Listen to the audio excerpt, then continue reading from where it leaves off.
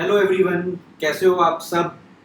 बेटा हम लोग जो है 11th स्टैंडर्ड का पहला चैप्टर पढ़ रहे हैं, that is some basic principles of chemistry, some basic concepts of chemistry. Right, हमने एक part of this chapter end कर दिया है, लेकिन अभी तक हमने जो पार्ट एंड किया है ना बेटा, वो पार्ट पर्टिकुलरली इंडिविजुअली बहुत इंपॉर्टेंट है, पूछ लिया जाता है कई बार, ठीक है ना। लेकिन आज के लेक्चर से जो हम चीजें पढ़ना शुरू कर रहे हैं, जो कोर मोल कंसेप्ट की चीजें पढ़ना शुरू कर रहे हैं ना बेटा, वो आपका पीछा अब 2 साल तक नहीं छोड़ने वाले। हर चीज में इनका यूटिलाइजेशन होगा। जैसे अब हमने लॉज ऑफ केमिकल कॉम्बिनेशंस पढ़े ना, वो पर्टिकुलरली एज अ टॉपिक ठीक है पूछ लिया जाए, लेकिन वो हर जगह आपके क्वेश्चंस में यूज आएगा ऐसा जरूरी नहीं। लेकिन पर्टिकुलरली मैं बात करूं, जो आज से हम टॉपिक पढ़ने वाले हैं, वो आपके हर फिजिकल केमिस्ट्री के क्वेश्चन में, इवन इनऑर्गेनिक ऑर्गेनिक केमिस्ट्री में यूटिलाइज होने ही वाले हैं कंसेप्ट्स। ये इसलिए बहुत ज्यादा इंपॉर्टेंस रखते हैं केमिस्ट्री में, ठीक है। सो हम लोग शुरू करते हैं। अब देखो बेटा, सबसे पहले कुछ टर्मिनोलॉजीज हमें यहाँ पे सीखनी है। बहुत बेसिक टर्मिनोलॉजी है, 9th 10th में पढ़ चुके हो तुम लोग। टर्मिनोलॉजी कौन सी है वो देखते हैं हम लोग। देखो, टर्मिनोलॉजी के अंदर सबसे पहले हमें आज जो स्टडी करना है वो है एटॉमिक मास क्या होता है एंड मॉलिक्यूलर मास क्या होता है। क्या पढ़ना है हम लोग को, यहाँ पे लिख लेते हैं हम लोग पहले, एटॉमिक मास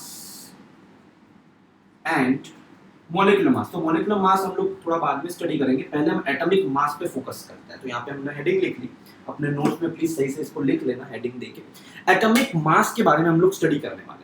तो इससे पहले हम लोग आगे बढ़े, पहले तो मैं आपसे पूछूंगा थोड़ा खुद के ऊपर इस तरीके से एनालाइज करो कि एटॉमिक मास होता क्या है। हमने बहुत बार सुना है एटॉमिक मास वर्ड, लेकिन क्या हम उसको एक्चुअल में इतना डिटेल में समझते हैं? बेटा अच्छे अच्छे लोगों को, अच्छे अच्छे टीचर्स तक को ये चीज के कंसेप्ट की क्लियरिटी नहीं होती। आपको ये चीज इन डेप्थ समझनी है if you are actually preparing perfectly for an entrance examination. Atomic mass क्या होता है, पहले मैं एक बेसिक सी चीज बताता हूं आपको, फिर उसके अंदर हम और ज्यादा डूबेंगे, ठीक है। क्या है देखो, एटॉमिक मास बेसिकली अगर मैं डिफाइन करना चाहूं तो बेटा क्या होगा, it is basically a number, ठीक है। वो क्या है, एक नंबर है जो क्या इंडिकेट करता है, which indicates how many times the mass of one atom of an element. क्या बोल रहा हूं मैं, how many times the mass of one atom of an element is heavier as compared to 1/12th part of mass of one atom of C12 isotope। 1/12th part of mass of C12 isotope से हमारे given element का मास कितना times heavier है, वो चीज indicate करती है हमारे गिवन एलिमेंट का एटॉमिक मास। ये चीज एकदम क्लियर होनी चाहिए आपको, ये एकदम बेसिक डेफिनेशन है एटॉमिक मास का, ठीक है। समझ में आ रही है बात। हम लोग एक काम करते हैं, इस चीज को यहाँ पे मेंशन कर दे, प्लीज अपने नोट्स में आप ये चीज को मेंशन कर दीजिए जो मैंने आपको स्टेटमेंट बोला, ठीक है ना। First thing you will do this, ये एकदम क्लियर हो गया, हमें थियोरेटिकली हमें पता चल गया क्या हो गया। अब हमने क्या किया बेटा, हमने एक्सपेरिमेंटली C12 जो है, C12 is an isotope of carbon, ठीक है। कार्बन के C12, C13, C14 ऐसे 3 आइसोटोप बेसिकली होते हैं। तो C12 आइसोटोप जो है उसके एक एटम का मास हमने क्या किया, पता लगाया। कैसे पता लगाया? Through mass spectroscopy. क्या वर्ड होता है? Mass spectroscopy is the process through which we calculated the actual mass of one atom of C12 isotope. वो हमें कितना मिला? That came out to be 1.99 into 10 power minus 23। कितना आया? 1.99 इंटू 10 पावर माइनस 23। यहाँ पे मैं मेंशन करता हूँ, ये एक इंपॉर्टेंट चीज आ गई हमारे पास में। मास of one atom of C12 is equal to 1.99 into 10 power minus 23 ग्राम। ये हमें मिला। कहां से मिला? Through spectroscopy, through mass spectroscopy. इस प्रोसेस के थ्रू हम लोगों ने पता लगाया कि मास of one atom of C12 isotope is this much. अब हम लोग क्या करेंगे बेटा, एक बहुत इंपॉर्टेंट टर्म यहाँ पे डिफाइन करेंगे। वो टर्म क्या है, जैसे कि मैं यहाँ पे मान लो एटॉमिक मास को डिफाइन करूं, अगर मैं एटॉमिक मास को यहाँ पे लिखूं, कैपिटल ए से डिनोट कर रहा हूं, मान लो किससे डिनोट कर रहा हूं मैं, ए से। अब what is this capital A, I can write this as mass of an atom of element divided by 1/12 part of the mass of an atom of C12। क्या लिख दूंगा मैं, mass of an atom of element, जिसके बारे में हम discuss कर रहे हैं, divided by 1/12 part of mass of C12। हम ऐसा लिख सकते हैं, this is your atomic mass. अब ये जो 1/12 part of mass of C12 है ना, इसको भी हम लोग ने क्या है, एक सिंपल फॉर्म दे दिया है, हम इसे कहते हैं 1 AMU, atomic mass unit.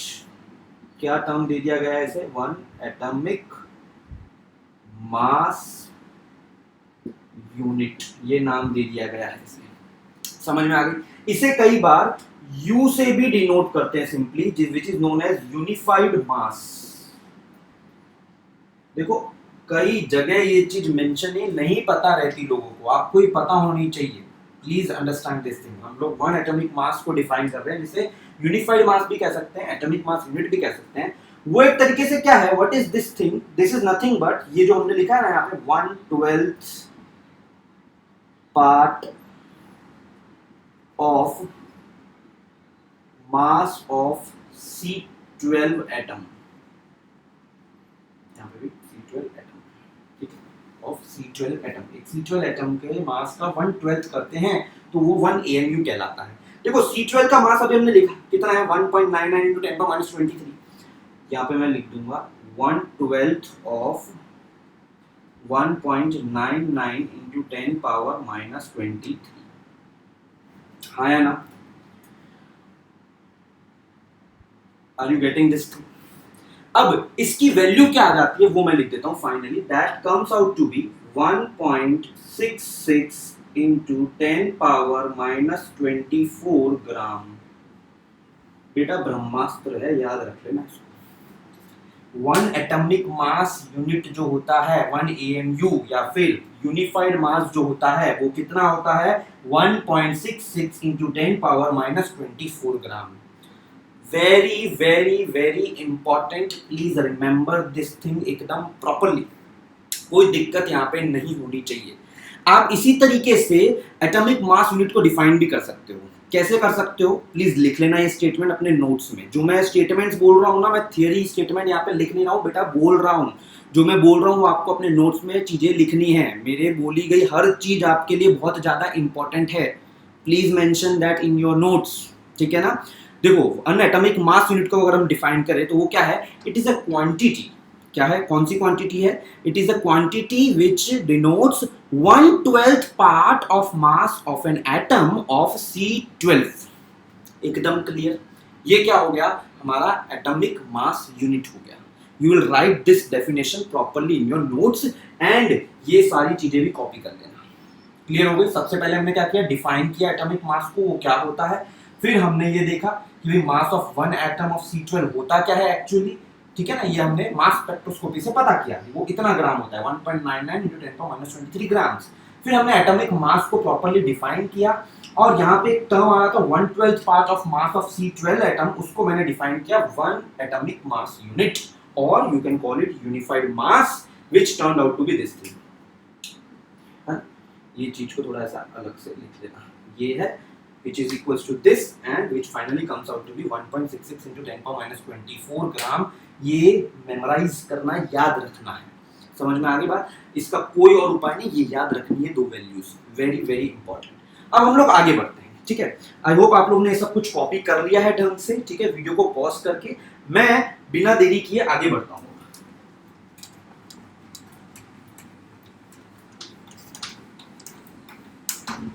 Atomic mass unit related ही हम लोग अब कुछ चीजें और देखते हैं।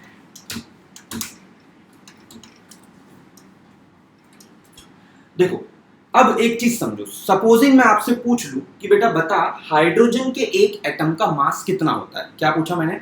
What is the mass of one atom of hydrogen. जब एक्चुअली पता किया गया थ्रू मास स्पेक्ट्रोस्कोपी, ठीक है, actual mass of hydrogen atom, actual mass of hydrogen atom that came out to be 1.6736 into 10 power minus 24 ग्राम, इतना आया। आ रही बात समझ में? अब मान लो मैं तुम्हें बोलूं कि इस हाइड्रोजन के एटम के जो मास को तुम एटॉमिक मास यूनिट में रिप्रेजेंट करो। किस में रिप्रेजेंट करने के लिए बोल रहा हूं मैं? एटॉमिक मास यूनिट में रिप्रेजेंट करने के लिए बोल रहा हूं। तो how will you do it? देख, मुझे पता है वन एटॉमिक मास यूनिट जो होता है वो 1.66 इंटू 10 पावर माइनस 24 ग्राम होता है। यस और no? This one atomic mass unit is equal to this much grams. तो मुझे अगर ये पता करना हो कि 1.6736 इंटू 10 पावर माइनस 24 ग्राम मतलब कितना एटॉमिक मास यूनिट होता है, वो मुझे पता करना हो तो वो मुझे कैसे पता चल जाएगा भाई? सीधी सी बात है, 1.6736 into 10 power minus 24 divided by 1.66 into 10 power minus 24 which is nothing but, ये मान लो x है, so this x will be equals to nothing but, ये जब हम कैलकुलेट करते हैं it comes out to be 1.008 approximately. ठीक है, इसे एग्जैक्टली वैसे अगर आपको पता हो तो it is exactly 1.00819 atomic mass unit, इतना आता है, जिसे हम लोग कई जगह 1.008 से भी लिख देते हैं, ऐसा लिख देते हैं atomic mass unit. And understand this thing, exactly कोई पूछे तो इतना बोलना है। लेकिन आप देखोगे पीरियोडिक टेबल जब हम लोग पढ़ते हैं, इनऑर्गेनिक केमिस्ट्री जब हम पढ़ते हैं, हम लोग हाइड्रोजन का जो है मास क्या लेते हैं? एटॉमिक मास हम लोग क्या बोलते हैं? 1। Why? Because we consider this as approximately equals to 1 AMU। Very very important thing जो हम लोग अभी पहुंच गए हैं। जैसे कि भाई हम लोग क्या करते हैं, हाइड्रोजन का मास बोलते हैं 1 है, कार्बन का बोलते हैं 12 है, ठीक है, ऑक्सीजन का हम लोग बोलते हैं 16 है, तो वो 16 एटॉमिक मास यूनिट के टर्म्स में बोलते हैं, वो भी एक अप्रोक्सीमेट वैल्यू तक हम पहुंच के बोल रहे हैं। समझ में आ गई बात? एग्जैक्टली देखा जाए तो हाइड्रोजन का मास 1 नहीं है, it is 1.00819, but this can nearly be called as 1 atomic mass unit. इसलिए हम लोग पूरी केमिस्ट्री में इस तरीके से राउंड ऑफ वैल्यू ही यूज करते हैं एटॉमिक मास यूनिट की। कितनी इंपॉर्टेंट बात है ये, हम लोग राउंड ऑफ यूज कर रहे हैं, सोचो, पूरी केमिस्ट्री के अंदर, but this is how we use it. समझ में आ गया बात? एटॉमिक मास यूनिट का फंडा समझ में आ गया आपको कि कभी भी ऐसा पूछा हो एटॉमिक मास यूनिट में कन्वर्ट करना हो तो कैसे करोगे? चलो एक काम करो, ये पहले कॉपी कर लो, please copy this thing properly, ये जो मैंने लिखा हुआ है।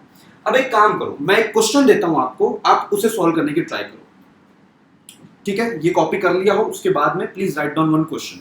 First of all copy this thing, pause करके वीडियो को अच्छे से कॉपी कर लो, फिर एक क्वेश्चन लिखो, राइट डाउन क्वेश्चन। मान लो, हाँ, क्वेश्चन ऐसा है, suppose find the actual mass of oxygen atom. हमें actual mass of oxygen atom find करना है इन टर्म्स ऑफ ग्राम्स। क्या बोल रहा हूं मैं? Find the actual mass of oxygen atom in terms of grams, grams के टर्म में पता करना है। चलो ट्राई दिस क्वेश्चन योरसेल्फ, आप लोग पहले खुद से ट्राई करो इस क्वेश्चन को, एंड देन मैं बताता हूं क्या बोला है मैंने। देखो question, find the actual mass of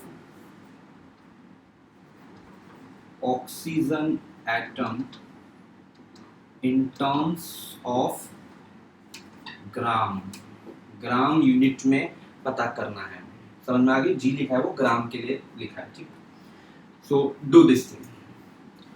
कर लिया हो तो अब वीडियो पॉज करके आपने अगर सॉल्व कर लिया हो तो अब इसका सॉल्यूशन देख लेते हैं, ठीक है? मैं वेट नहीं कर रहा हूं, हम लोग सॉल्यूशन देखते हैं। इसका सॉल्यूशन क्या होगा? देखो, मुझे पता है, हम लोग ये जानते हैं केमिस्ट्री में दैट ऑक्सीजन का एटॉमिक मास हम लोग बोलते हैं 16 है, ठीक है? 16 एटॉमिक मास यूनिट बोलते हैं। हम लोग ऐसा लिख देते हैं atomic mass of oxygen is equals to 16 atomic mass unit, हाँ या ना, which will be equals to, मुझे पता है 1 एटॉमिक मास यूनिट को ग्राम में कन्वर्ट करें तो कितना होता है 1.66 into 10 पावर माइनस 24, हाँ या ना, ये चीज पता है कि नहीं पता है, क्या होता है 1 atomic mass unit 1.66 into 10 power minus 24 ग्राम। इसको जब हम लोग सॉल्व करेंगे, when we will solve this thing we will get basically the value, actual value of oxygen's weight in gram। ये हमारा जो आंसर आएगा लगभग बेटा आएगा 2.65 into 10 पावर माइनस 25 ग्राम। समझ में आई बात? अच्छा, तुम बोलोगे सर इसके अंदर फिर वो कंसीडर क्यों नहीं किया कि भाई 1 एटॉमिक मास यूनिट को 1.66 into 10 पावर माइनस 24 ही क्यों समझे? Because this is a fact, ये हमने ये जो वैल्यू है ना ये याद कर ली है कि 1 एटॉमिक मास यूनिट इतना ही होता है, ये हमने याद कर ली है, ये हमें मिली है थ्रू मास स्पेक्ट्रोस्कोपी, ठीक है ना, कि भाई हमने पहले क्या निकाला C12 का एक एटम का मास निकाला जो कि 1.99 into 10 पावर माइनस 23 ग्राम आ रहा था, याद है, उसका 1/12 लिया तो ये वैल्यू आई एग्जैक्टली। तो इससे हम लोग एज अ स्टैंडर्ड यूज करेंगे, तो 16 into 1 atomic mass unit will give you the actual weight of oxygen atom in terms of grams। तो आई होप आपको ये एटॉमिक मास का एक बेसिक फंडा एकदम क्लियरली समझ में आया होगा, कॉपी कर लेना बेटा ये चीज। ऑलराइट, अब हम लोग क्या करेंगे बेटा, आगे बढ़ते हैं। एटॉमिक मास का बेसिक फंडा हमने पढ़ लिया, एक और टर्म आता है हमारे पास में एवरेज एटॉमिक मास। एवरेज एटॉमिक मास, तुम बोलोगे सर ये क्यों आता है, एटॉमिक मास से काम क्यों नहीं हो जा रहा हमारा, सिर्फ उसी टर्म से काम क्यों नहीं हो जा रहा, एवरेज एटॉमिक मास टर्म लाने की जरूरत ही क्यों पड़ रही है? बेटा देखो ऐसा होता है, मान ले सपोजिंग मैं बात कर रहा हूँ जैसे कि carbon atom. So carbon atom क्या है ना, कार्बन एटम C12 आइसोटोप में भी प्रेजेंट होता है, C13 एंड C14। उसका अगर हम लोग नेचुरली अकरिंग फॉर्म्स देखें तो ये 3 नेचुरली अकरिंग आइसोटोप्स है मान ले। अब ये तीनों नेचुरली अकरिंग जो आइसोटोप्स है ये कुछ ना कुछ परसेंटेजेस में प्रेजेंट होते हैं, ठीक है, they are present in some percentage, इनका कुछ अबेंडेंस होता है कि इतना परसेंटेज अबेंडेंस कार्बन C12 का है, इतना परसेंटेज भाई C13 का है एंड समथिंग परसेंटेज जो है तो है वो C14 का है। तो तुझे क्या पता कि तू जो कार्बन की जो बात कर रहा है वो C12 वाले की बात कर रहा है या C13 वाले की बात कर रहा है या C14 वाले की बात कर रहा है? बिकॉज हम लोग पीरियड टेबल में जो कार्बन लिखते हैं वो सिर्फ कार्बन लिख रहे हैं, वहां पे कुछ आइसोटोप मेंशन नहीं कर रहे हैं। सो हम लोगों को क्या करना पड़ता है, हम लोग एवरेज एटॉमिक मास वर्ड यूज करते हैं इस तरीके के एलिमेंट्स के लिए जहां पे एक से ज्यादा आइसोटोप्स प्रेजेंट हो रहे हो, नेचुरली अकरिंग आइसोटोप्स। समझ में आ गई बात? तो एवरेज एटॉमिक मास वर्ड कब आता है पिक्चर में, जब हम लोग के सामने क्या हो, कोई एलिमेंट जो है वो नेचुरली अकरिंग फॉर्म्स उसके क्या है, एक से ज्यादा है, नेचुरली अकरिंग आइसोटोप्स एक से ज्यादा का। तो सबसे पहले यहाँ पे एक स्टेटमेंट लिख लो आप लोग, मैनी नेचुरली अकरिंग एलिमेंट्स, क्या बोल रहा हूं मैं, many naturally occurring elements exist as more than one isotope, exist as more than one isotope। लिख लिया आप लोगों ने? अब जैसे कि मान लो एक काम करते हैं हम लोग यहाँ पे एग्जांपल ले लेते हैं, let us take an example, हम लोग कार्बन का ही एग्जांपल लेते हैं सबसे पहले। अगर मैं बात करूं कार्बन की तो कार्बन के C12, C13 एंड C14 ये 3 आइसोटोप्स होते हैं। अगर ये तीनों आइसोटोप्स का मैं अबेंडेंस बताऊं, ये तुम्हें याद रखने की जरूरत नहीं है इनका अबेंडेंस कितना है, ये मैं डेटा जो है ये तुम्हें टेक्सचुअल फॉर्म में दिया होगा। यहाँ पे मैं अबेंडेंस लिखना चाहता हूँ, इनका क्या अबेंडेंस है इन टर्म्स ऑफ परसेंटेज, ये मैं बताऊंगा आपको, परसेंटेज ऑफ अबेंडेंस। और यहाँ पे हम लोग लिख लेंगे कि इनका एटॉमिक मास जो है, एटॉमिक मास जो है इन टर्म्स ऑफ यूनिफाइड मास या फिर मैं कहूं एटॉमिक मास यूनिट वो कितना है वो हम लोग यहाँ पे लिखेंगे। सो अबेंडेंस की बात करें तो सबसे पहले बेटा C12 जो है दैट इज 98.892 अबेंडेंस रहता है उसका, 98.892% of all carbon is basically C12। C13 की बात करें तो it is 1.108, this is percentage abundance of C13।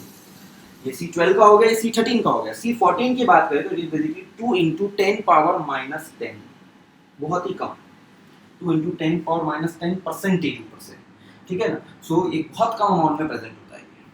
ये होगा इनके परसेंटेज अबंडेंस। याद रखने की जरूरत नहीं है, ये बेसिकली गिवन डेटा है, ठीक है।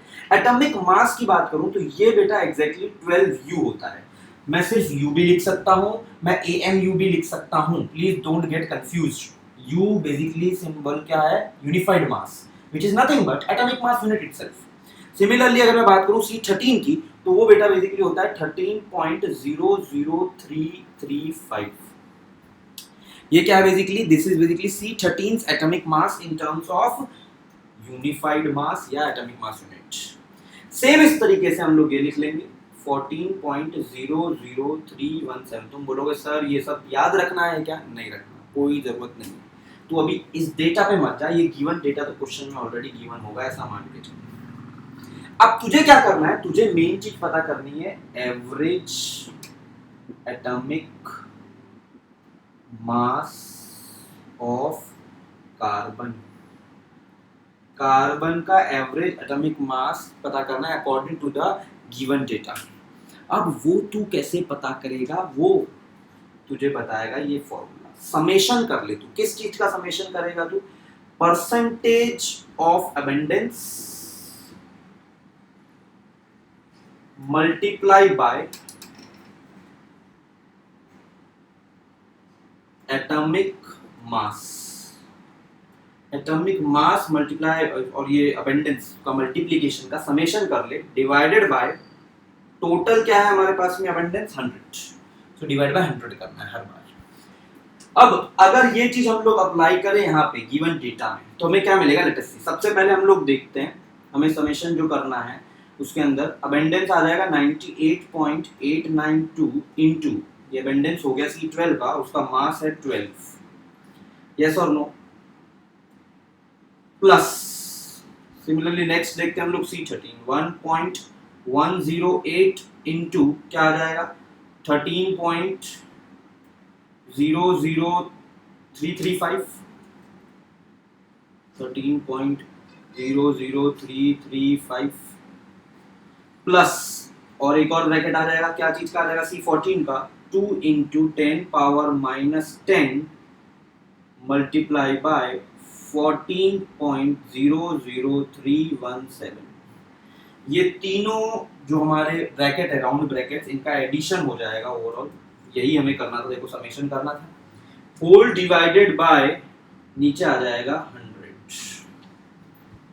ये चीज का जो फाइनल आंसर है ये हमें देगा average atomic mass of carbon. इसका जो फाइनल आंसर आता है वो आता है 12.011, क्या आता है 12.011 U।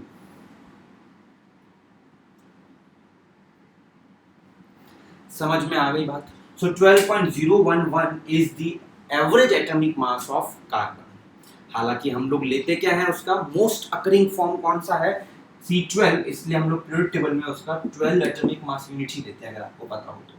बाकी अगर एवरेज एटॉमिक मास देखा जाए एक्चुअली, तो it comes out to be 12.011, जो कि अप्रोक्सीमेटली एक तरीके से क्या हो गया, 12 के इक्वल हो गया। कोई दिक्कत इसे सॉल्व करने में, आपको कहीं पे भी कोई दिक्कत आ रही हो तो बताओ। नहीं आ रही, सही से कॉपी कर लो इस चीज को। एक क्वेश्चन अब मैं आपको देता हूं, you try it yourself and then मैं उसका आपको यहाँ पे जवाब बताता हूँ, ठीक है। सो आई होप आप लोग ने ये सब चीजें कॉपी कर ली हो वीडियो पॉज करके। Now let us move to the next question. आप लोग क्वेश्चन लिखो ढंग से, चलो मैं भी यहाँ पे आपके लिए लिख देता हूँ क्वेश्चन अगला, आराम से उसे सॉल्व करो खुद से। क्वेश्चन लिखो, हम लोग लिख बार लेते हैं क्लोरीन का। क्लोरीन जो है एटॉमिक मास 35 और एटॉमिक नंबर 17 है हमारा। एक आइसोटोप क्लोरीन का ये हो गया। दूसरा chlorine 37 17, atomic mass 37, atomic number यहाँ पे भी 17 है, तो एक तरह से आइसोटोप हो गए क्लोरीन के 35 and 37 are obtained in 3:1 ratio, are obtained in 3:1 ratio respectively। ये क्वेश्चन आप लिख लो, 3:1 रेशियो में ये हमें मिलते हैं रिस्पेक्टिवली। हमें पता करना है कि क्लोरीन का एवरेज एटॉमिक मास कितना होता है। क्या पूछा है हमें? क्लोरीन का एवरेज एटॉमिक मास कितना होगा, वो हमें इस क्वेश्चन में पूछा गया है। You try this question yourself by pausing the video and then see the solution, जो मैं भी करता हूं, ठीक है। तो यहाँ पे मैं पहले इस प्रीवियस क्वेश्चन को रब कर लेता हूं, तब तक आप लोग ट्राई करो। चलो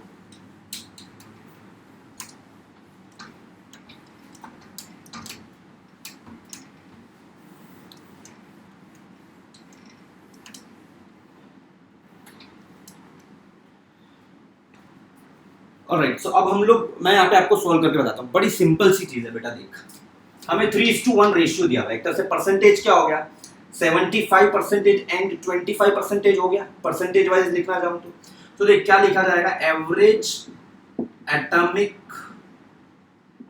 मास is equals to, average atomic mass यहाँ पे जो है तेरा कितना आ जाएगा, लेट अस सी।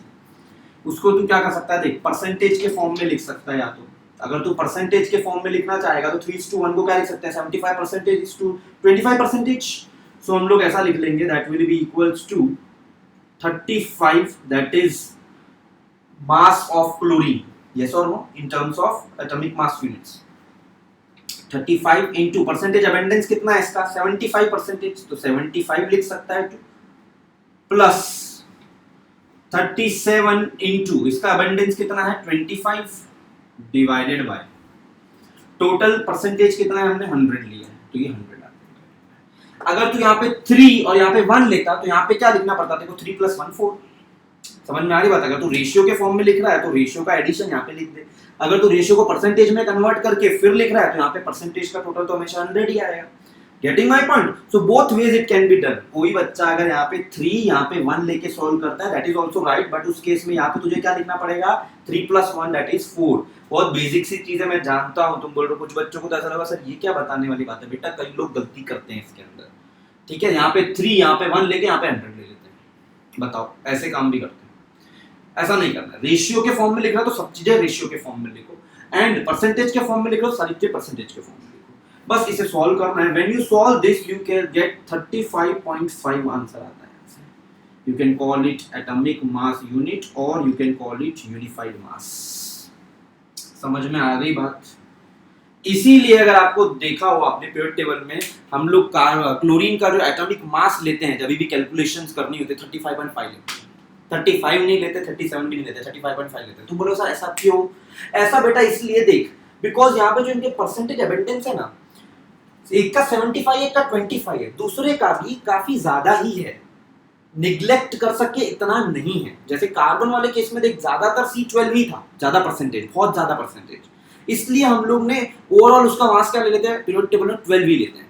वैसे एवरेज एटॉमिक मास उसका भी कितना आ रहा है, 12.011 आ रहा है। तो कभी एग्जैक्ट लेना पड़े तो 12.011 लेना होगा, but approximately that can be taken as 12। पर यहाँ पे you can not take this thing as approximately 35। Chlorine का एटॉमिक मास पूरी केमिस्ट्री में हर जगह यूज करते हो तुझे 35.5 ही लेना पड़ेगा, सिर्फ 35 से नहीं चलेगा। वापस से बोल रहा हूँ, क्लोरीन का मास क्या लेना पड़ेगा, एटॉमिक मास हर जगह तुझे 35.5 एटॉमिक मास यूनिट और unified mass. So this was complete discussion regarding atomic mass. बेटा हम लोग अब क्या करेंगे, हमारे अगले लेक्चर में मॉलिक्यूलर मास को थोड़ा और डिस्कस करेंगे एंड देन चीजों में आगे बढ़ेंगे। बट आज जो मैंने चीजें करवाई है बहुत simple, I know 9th 10th में भी पढ़ ली होगी, बट बहुत ज्यादा जरूरी है। सो इनको क्या करना है, आपको हमेशा एकदम बेसिक्स की तरह ध्यान में रखना है, भूलना नहीं है, गलती नहीं करनी।